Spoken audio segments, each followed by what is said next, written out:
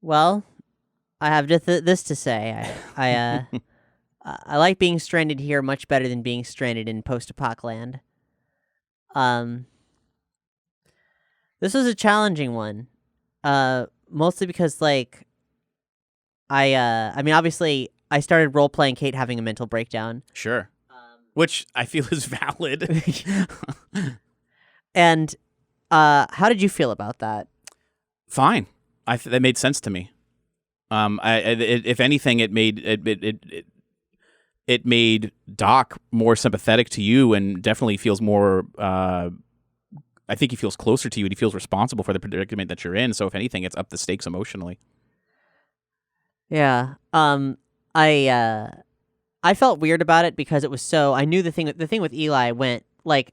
I had a couple ideas for how can I Marty McFly this? Because Marty McFly seems to do whatever the fuck he wants and it works most of the time. And I was thinking of all these stupid ways that I can get on the hoverboard and cause a big ruckus and skate around the fucking clock tower. There's things to that, but you can't jump out of a 3-story building or 4-story building on a hoverboard and survive. Yeah, and you ain't riding a pit bull. This is a hoverboard. Right, Lisa Frank Mattel hoverboard. Yeah.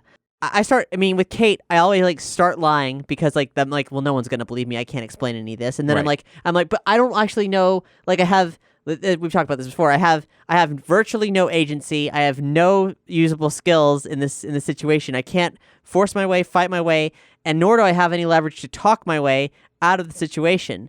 So naturally, she breaks, and I think I feel like now that she's met her. Nephew, her brother, and then her nephew. Yeah, she's ready to. She's like, see, it wasn't him, but it was my nephew. There's something up with time. Everything's a little she's starting to I feel for Kate's perspective, the Back to the Future coincidence of ancestry is it's happened to her so much that she's starting to treat it like it's something else. She thinks she's getting knowledge into the way the universe works. But then also is at the same time completely emotionally fucked up about it. And in 2016 she was she got a bit fuck it, let's go. I'm gonna be a time traveling teen. My world is over. And then when she had to be I made that decision, I immediately regret it because I'm faced with a post-apocalyptic landscape. This isn't fun. It's not fun at all. So it's a lot for her to process, and figuring out how to role play that, and then also move the story forward and treat it use the narrative structures to make something happen, but be realistic about it. I just want to know if you're having fun. Of course I'm having fun. Yeah, that's all that matters. This is a game. We're not setting out to write fan fiction. We're setting out to have a fun game that takes place in this universe because it's a difficult one to have fun in. Yeah, for sure. It's great. It's great. It's amazing. I'm constantly impressed with what you're doing, and as always, I'm this isn't the same as Doc disappearing, but I'm how are we gonna get out of this predicament? How's Kate gonna find some carpet to rub her feet on so she can discharge the static electricity? Isn't that the good hallmark of every kill good, the woolly mammoths and we make the first carpet? Every good ending to every good Back to the Future story that it has a cliffhanger ending like that. So I feel like that's just expected at this point.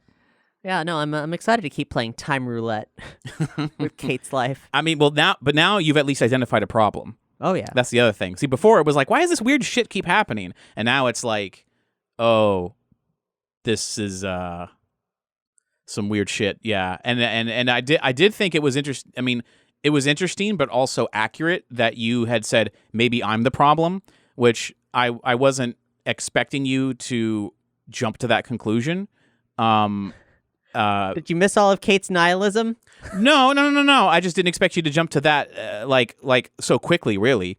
But it was also a fitting time and place for that question to come up because now you end up in the freaking Ice Age. So Doc was clearly going to have questions, but of course the evidence inside the time circuits and everything, it ultimately leads to what's the one variable in this whole thing, and that's Kate. So,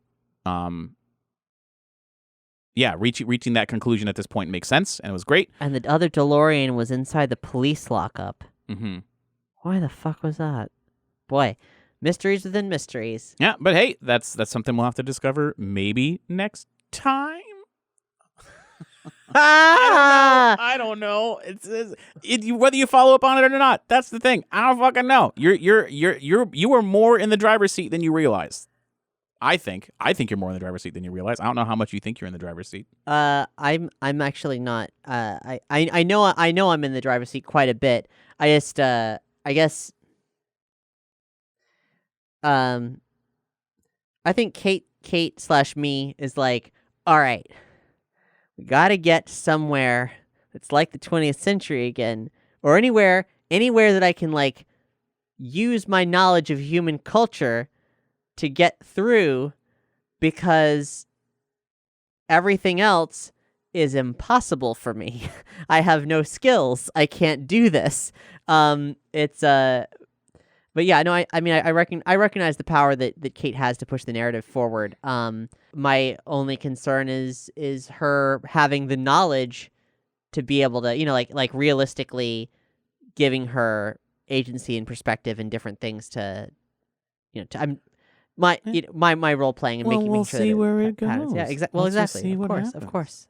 Characters change and develop and grow. Yeah, and, she's a different than she was when she started, and yeah, absolutely. I think I don't think you. I'm not saying you should, but maybe if you haven't already, don't go back and listen to the early stuff just to see when we're done. If you do go back and listen to that first episode before it's revealed like what's really going on, I wonder how much would you just be like, oh, that Kate knew nothing. You'd be like how naive the whole thing was of just leaping into this adventure, not knowing the crazy ass shit that's about to happen. And I know that you did go into, I mean, clearly, meta-wise, you're playing the game, you know crazy shit's going to happen. We're playing a role-playing game. It's not going to be, all right, that was your day at school. We're not playing Life, the game. We're playing something bigger.